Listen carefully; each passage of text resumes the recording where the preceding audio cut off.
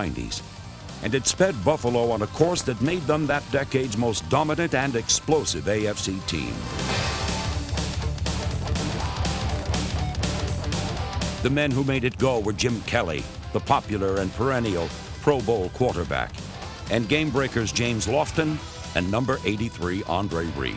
Kelly looking, he throws and he drills it in there to Reed at the 40.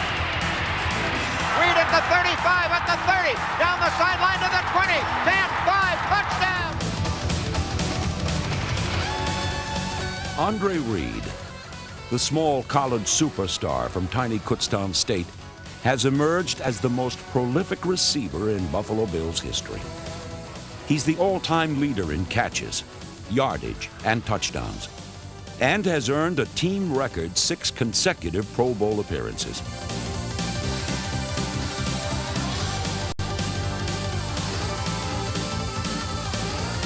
For Andre Reed, Jim Kelly, and company, one of the brightest of many shining moments came in the 1990 AFC Championship. Park, New York, and the road to the Super Bowl goes through Rich Stadium. It is the Bills and the Raiders looking to trade the cold and the snow of Western New York for a trip to the balmy breezes of Florida and the Super Bowl in Tampa. Throws to the right, still on his feet, now throws, it's good to Lawson, he runs in for the score, James Lawson!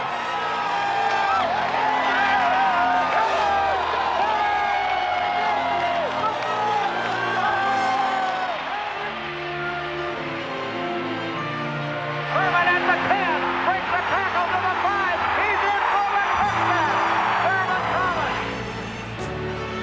I know the Raiders can poo-poo this no-huddle offense, saying that they've seen it before, but they've never seen it the way the Bills run it. In an awesome display of power, the Bills recorded their most points in a playoff game and their largest margin of victory by crushing the Los Angeles Raiders 51-3.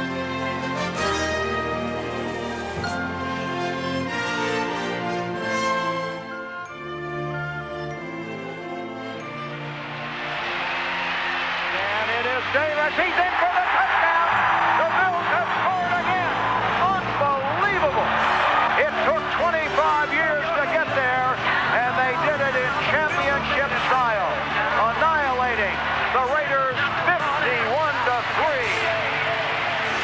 Bills are going to the Super Bowl.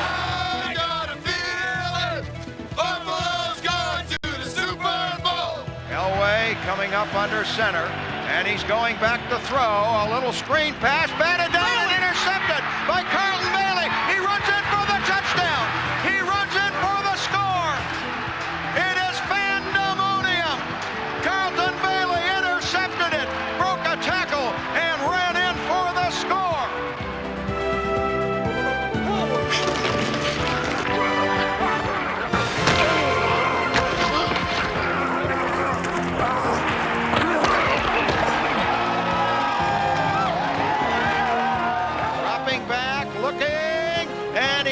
Intercepted by Hicks at the 10, the 15, the 20, the 25. In for the touchdown. He is in for the touchdown. 3 touchdowns for Squirmin' Thurman Thomas.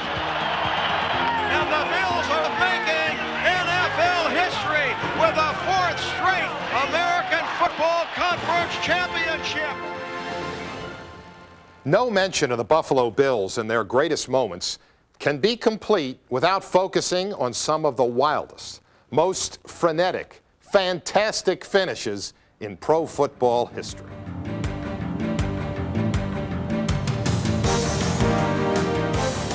The top-rated defense in the NFL has got to dig in now, or the season could be lost. The Bills need to hold them to win their first division title since '66. 2 seconds to play. There's the long throw toward the end zone, and it is deflected, incomplete, and the game is over, and the Bills have won the division championship.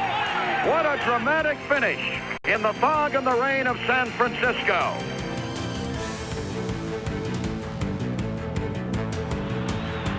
So where there's life, there's hope. No timeouts left. In the shotgun, throwing long down the middle for Roland Hooks. He's got it. What a reception. Down to the 35-yard line. And here they come. They have the 3 wideouts to the right. 12 seconds left. Dropping back in the pocket, looking. There's the Hail Mary. Headed for the end zone. And it is caught for a touchdown. Caught for a touchdown. I don't believe it. Caught for a touchdown. I don't believe it.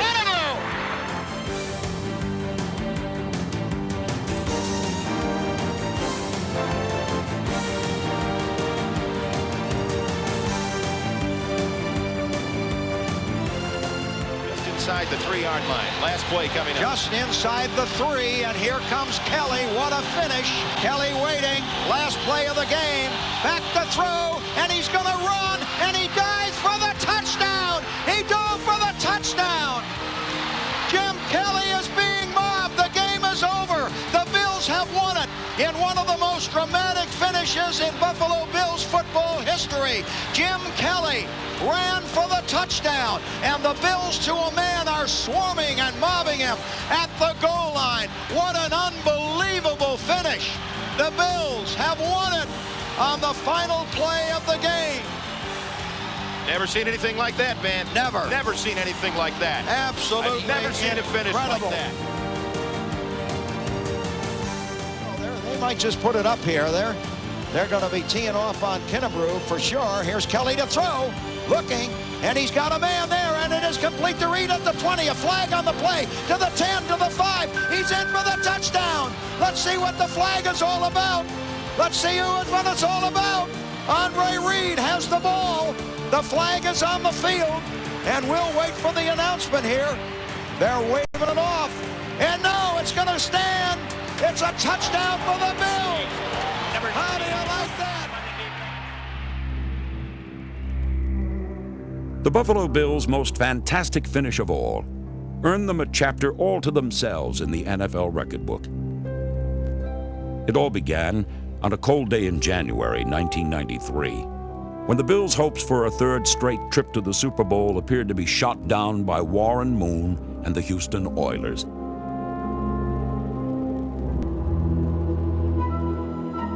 The Oilers took a 28-3 halftime lead. What slim possibility Buffalo had of a comeback was shattered in the early minutes of the third quarter. No team had ever come back from a 32-point deficit. Few NFL teams make any kind of comeback with their starting quarterback sidelined. But few teams have ever had as much character as the 1992 Buffalo Bills. Running left, trying to get to the corner flag, and he is in for the touchdown. The comeback began slowly, patiently, with little hope of succeeding. But backup quarterback and hero extraordinaire, Frank Reich, kept plugging away. Sails it long, Beebe at the 10, at the 5, in for the touchdown. Don Beebe was wide open, a blown assignment there. Suddenly, Rich Stadium has awakened. 4:29 left in the third. Here is Reich.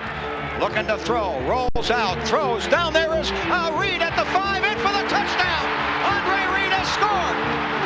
And now the Bills are back in this game. As this game swung like a tidal wave here at Rich Stadium. You gotta believe if you're a Bills fan. 4:21 left. We can overcome, baby. We can overcome this. 4:07 to play in the third quarter. The clock running. Here's Moon to throw. Looking around, throws, and it's deflected and intercepted by Henry Jones at the 40, at the 30, the 25, and down he goes to the 23-yard line.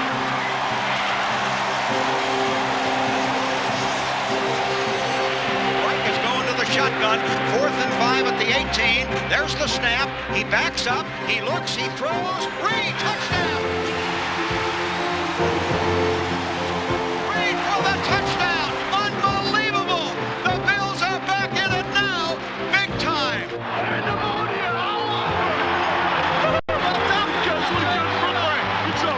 Hey, we still got one more. Still got to get one more. 3 wide receivers, 2 to the right. Back to throw. He looks. He throws. Touchdown. Andre Reed for the touchdown. The Bills have scored. They don't want it, baby. They don't want it. They don't want it, baby. They don't want it.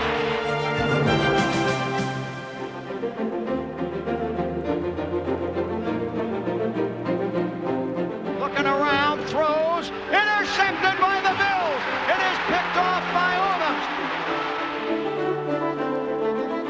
Let's come back and play off history. It's on! It's on! Bills can win it here. Wright puts it down. The kick is on the way, and it is good. And the Bills have won it. The Bills have won it. The Bills have